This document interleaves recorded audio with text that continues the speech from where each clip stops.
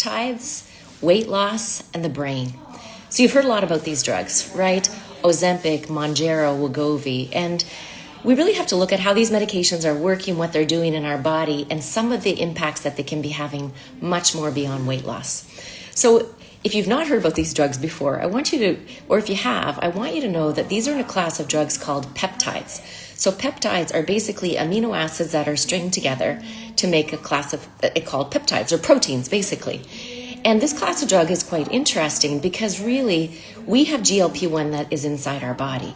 So some people would refer this to as a body identical drug. Just as like when we start talking about estradiol or progesterone, we use body identical. Well, this type of medication is also body identical in the way that it's made. The only difference is that in our body, GLP1 drugs are released when we have food, but when you take the medication, it comes by an injection, as you're probably aware of. And this injection has something attached to it that makes it be sustained a little bit longer in your body. Okay, so that's why you just do them once a week. But what's really going on with these drugs? So yes, they work for weight loss, and they actually work very well for weight loss. So one of the first class that came out was something called Saxenda or liraglutide. This was used primarily for diabetics, and then we started seeing the benefits with weight loss.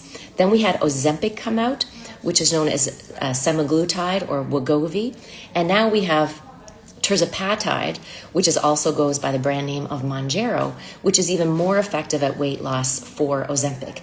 And lots of people are talking about this. Oprah Winfrey, she had a special on the Disney Network talking about this and the many uses for it. So when it comes to weight loss, these peptides work by reducing brain noise. Okay, so the methods of action. So one is a central method of action by working on your brain to reduce you craving or wanting to have food. The other way that it works is on the gut by slowing motility.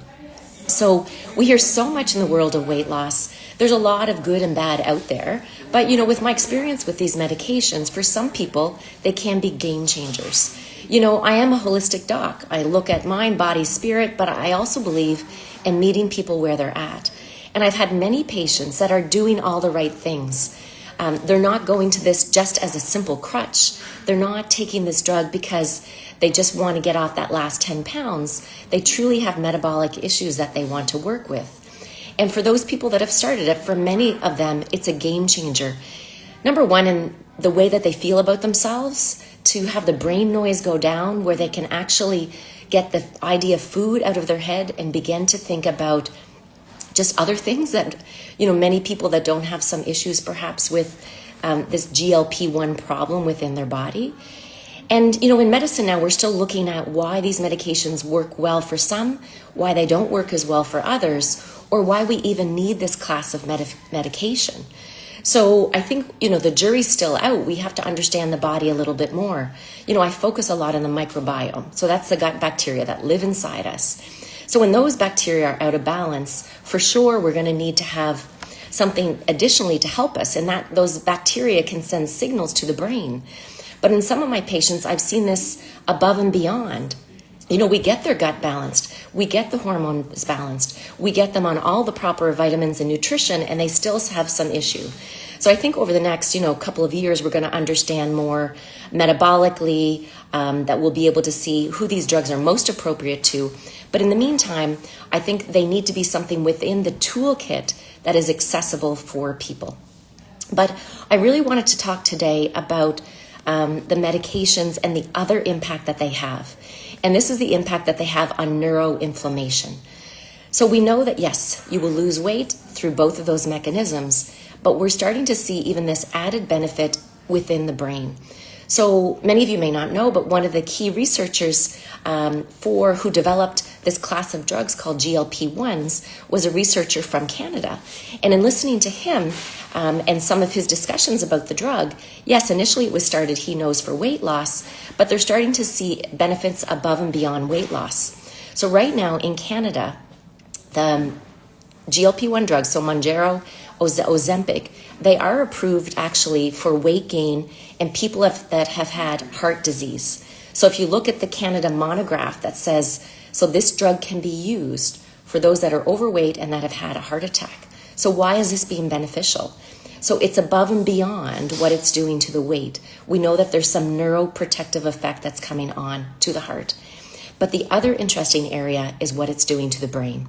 So we know that the neuroinflammation, if you want to think what that means, it's things like Alzheimer's, it's things like Parkinson's disease. And now this class of drug is being studied because it's actually having impacts on these.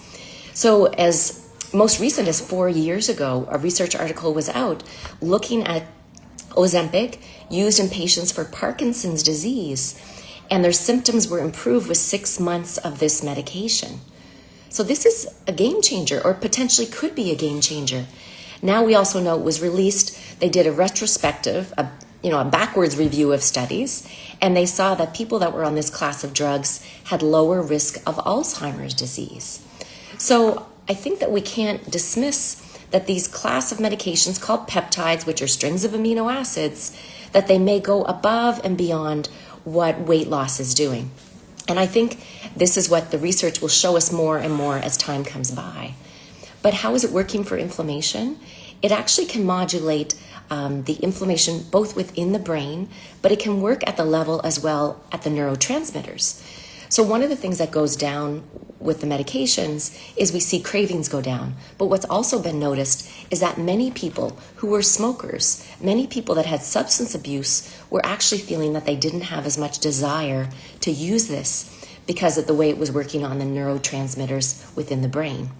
The other thing that these medications do is they work on the microglial cells. So these are kind of the nerve cells that are within our brain, and they're able to modulate that activity.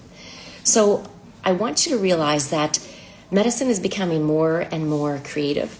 We're getting more and more research that's allowing us to look at applications of medications for many, many reasons. So as we start to move forward, I think we have to be smarter in the healthcare that we deliver. We have to consider this type of medication in that overall toolkit. Will it be beneficial for you, whether it's for weight loss, whether it's for neuroinflammation, or whether it's for other types of autoimmunity? Because the medication is also being used now in very small doses for things like autoimmune disease like psoriatic arthritis, for chronic fatigue syndrome, for fibromyalgia. So I'd love to hear if you have any questions about this category of drugs, if you've tried them and if you want to share any of your experience with them. For sure, they can have their side effects, but also they can have their potential benefit. Always, I'm here to give you information and tools that you can use as part of your toolkit, because when you are empowered with more knowledge, you're going to make better, more wise decisions. Take care, everyone. Have a great day.